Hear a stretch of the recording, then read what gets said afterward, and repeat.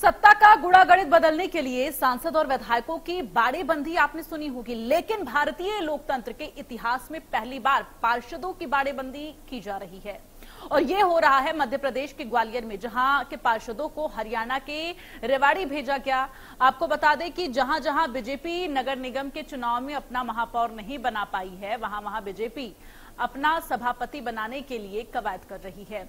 इस दौरान ग्वालियर में नगर निगम परिषद में सभापति बनाने के लिए कांग्रेस और बीजेपी दोनों ही अपना अपना गणित बैठा रही है। जहां एक और बीजेपी अपना सभापति बनाने के लिए जी तोड़ कोशिश में लगी हुई है, तो वहीं बीजेपी ने अपने 34 पार्षदों को रेवाड़ी भेज दिया है और कांग्रेस ने 4 निर्दलीय पार्षदों के साथ अब चौथे बीजेपी के बागी निर्दलीय पार्षद को अपने खेमे में शामिल कर लिया।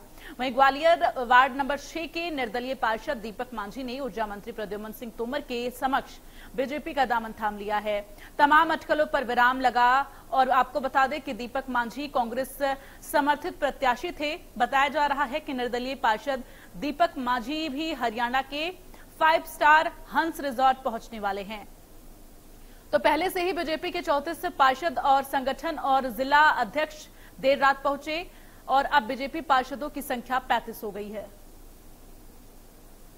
ज्यादा जानकारी के लिए सीधे रुख करते हैं संतोष, हमारे संवाददाता इस वक्त ग्वालियर से जुड़ गए हैं। संतोष, क्या जानकारी मिल रही है? जो बीजेपी पार्षदों की संख्या है, बताया जा रहा है कि 35 हो गई है। फिलहाल जो बाड़ेबंदी की स्थिति बनी हुई है उसको लेकर क्या जानकारी है?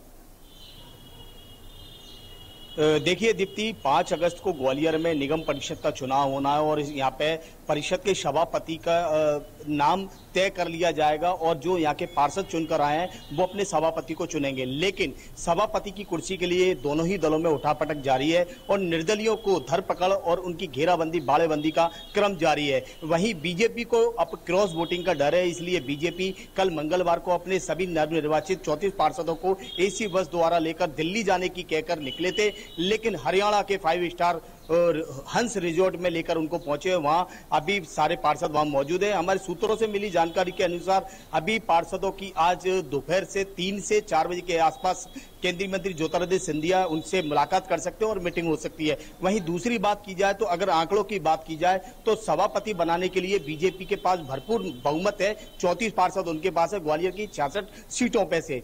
अगर एक निर्दलीय पार्षद बीजेपी ने देर रात तोड़ लिया है, उनको ऊर्जा मंत्री जल्द ही उनको भी रेवाड़ी लेके पहुंचने वाले हैं हंस रिजॉर्ट में, वो भी वहां पे सुरक्षित रहेंगे। उनको डर है कहीं ना कहीं कांग्रेस हमारे पार्षदों की घेराबंदी और उनको बाड़ाबंदी ना कर ले और उनको तोड़ ले। तो बात कांग्रेस की जाए तो कांग्रेस ने 25 पार्षद चुनाव में जीतकर आए थे, वहीं उन्होंने 4 निर्दलीय पार्षदों को अपने खेमे में शामिल कर लिया। तो कांग्रेस की जो संख्या है वो 29 हो गई है।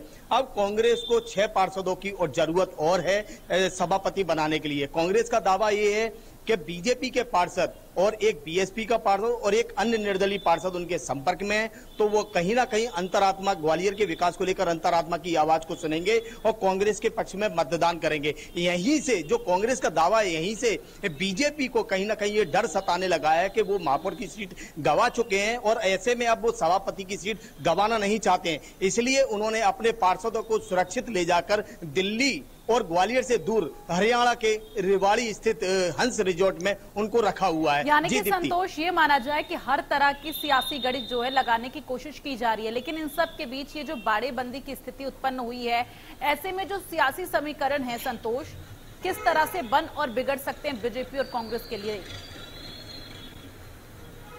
देखिए दीप्ति, मैं आपको बता दूं, ये कोई ग्वालियर में पहला मामला नहीं है। इससे पहला जब विधानसभा के चुनाव हुए थे, केंद्रीय मंत्री ज्योतिरादित्य सिंधिया कांग्रेस के नेता थे, उन्होंने विधायकों की बाड़ेबंदी की थी और उनको बेंगलोर ले जाए, दिल्ली की कहकर उनको बेंगलोर ले जाया गया था, वहां उनको रखा था। लेकिन जब वो विधायक वहां से लौटे तो मध्य प्रदेश में तख्ता पलट हो चुका था, कांग्रेस की सरकार जा चुकी थी, बीजेपी की सरकार प्रदेश में काबिज हो चुकी थी। तो इसीलिए अब जो पार्षदों के साथ ये किया जा रहा है, तो ये पहली बार मध्य प्रदेश में देखने को मिल रहा है। निकाय चुनाव में पार्षदों की बाड़ेबंदी की गई है। अगर मैं ग्वालियर के अलावा अगर डबरा की बात करूं तो इमरती देवी 2 दिन पहले ही अपने साथ 15 पार्षदों को, जो नवनिर्वाचित पार्षद है डबरा के, उनको लेकर सिंधिया के सामने परेड करा चुकी है। तमाम जानकारी के लिए संतोष बहुत बहुत धन्यवाद और अपनी नजर बनाकर रखिएगा। तमाम